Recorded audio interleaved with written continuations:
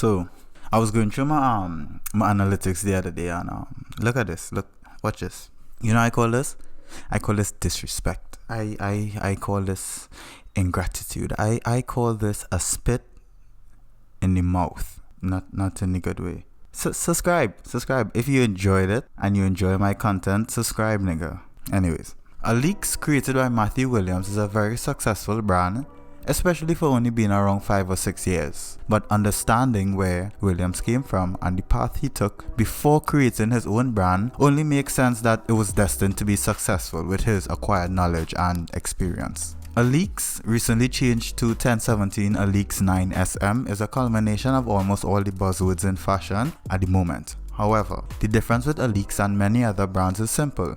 It's done right. Starting at the age of 19, Williams dropped out of college, foreshadowing, to intern for Keith Richardson. During this time, he began exploring the ever-growing nightlife and culture, at that time DJing at parties. Williams was something of a globetrotter or a pilgrim of fashion. Let me explain. I know it sounds a bit weird, but throughout the time before the creation of his brand, he didn't stay at one fashion job or establishment for too long, always quenching the desire of exploration and experiencing various fashion jobs. After interning at Corpus, he moved to New York to start working for Brendan Babinzine, former creative director of Supreme and founder of Noah. He would then occupy his position for about 3 years before eventually moving back to LA, where he met Kanye West in the process. This was the initial spark to Williams's and Kanye West's relationship that spanned from 2008-ish to now. First thing I believe he worked on with West was a custom suit jacket from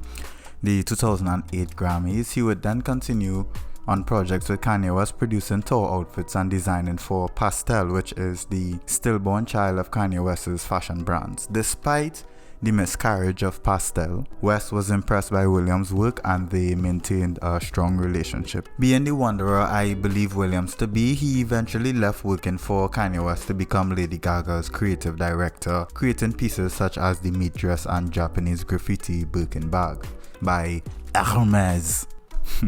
During his time there, he worked with legendary creative entrepreneurs such as the late Alexander McQueen, Nicola Formaschetti, and Nick Knight. As follows, he left working for Lady Gaga to work as the artistic director at Show Studios. Completing his journey, he ended his wrongs by reuniting with Kanye West in 2012 for the Watch the Thrones tour, working under Virgil Abloh and creating Bin Trill, alongside Heron Preston, Justin Saunders, Virgil Abloh, which was like the cool kids DJ group turned clothing brand.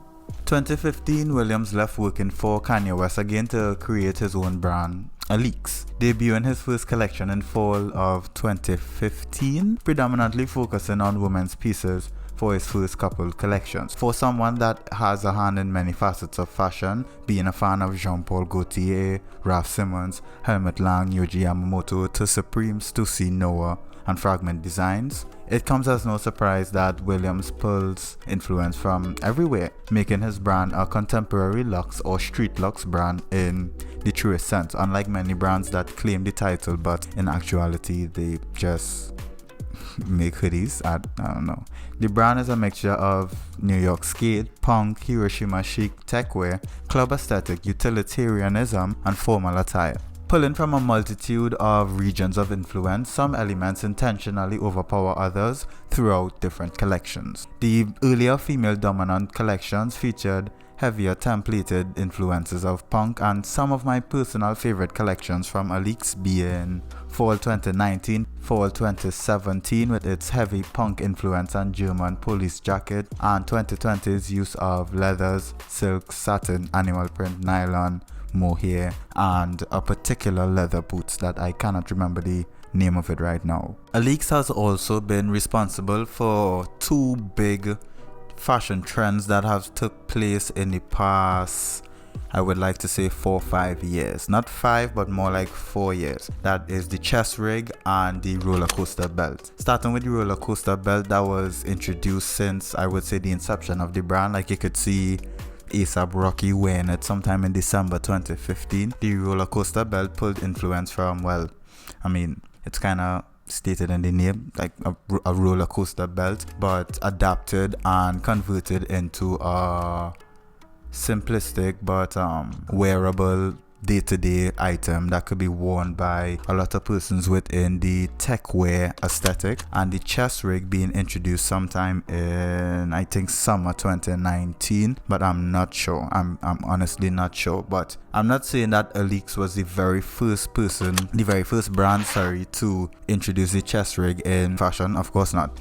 But they were fundamental, or they were one of the pioneers in blowing it up to the extent that it became, and creating the trend that took place with persons like A$AP Rocky and Ian Connor and Kanye West, and some basketball players like Russell Westbrook and I think Kelly Oubre wore it, Playboy Carti wore it. So a lot of more famous celebrities wore the Alyx chest rig, kind of blowing up that particular trend. And for the both trends, they got to the point where there were a lot of rip-offs and cheaper alternatives, whichever term you prefer to use. The philosophy of Williams is prominent in Alyx, believing that the world probably does not need any more clothes right now. So it's the job of a fashion designer to give consumers a reason to buy a new piece, claiming that that is one of the more exciting attributes of designing. And his philosophy can be any more accurate looking at the climate of 2020 and now 2021. People are still, for the most part, in their homes, and there is no rush to acquire new pieces as many work from home, and there are no work events, no concerts, no festivals. For my Caribbean niggas, there's no carnival.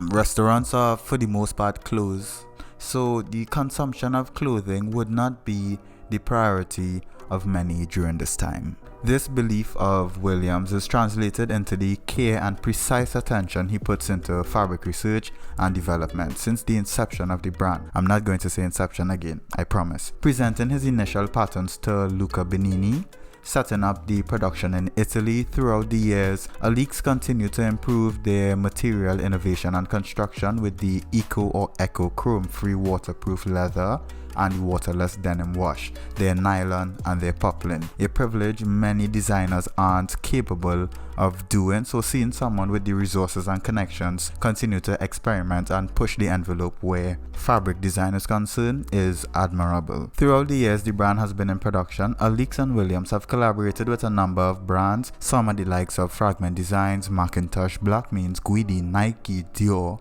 and Vans. Looking at his portfolio and the things he was able to accomplish with the team, or being a finalist for the 2016 LVMH prize, it comes as no surprise that he was appointed the newest creative director of Givenchy. I think I pronounced that correctly. The more reading and shows I look at from Alyx, it really is climbing its way up to be one of my more favorite brands to look at the moment. I'm curious to see what is in store for Alyx and as well as Givenchy in 2021, and that's about it. This has been another video by Nighttime, made in Trinidad and Tobago. Thank you for watching.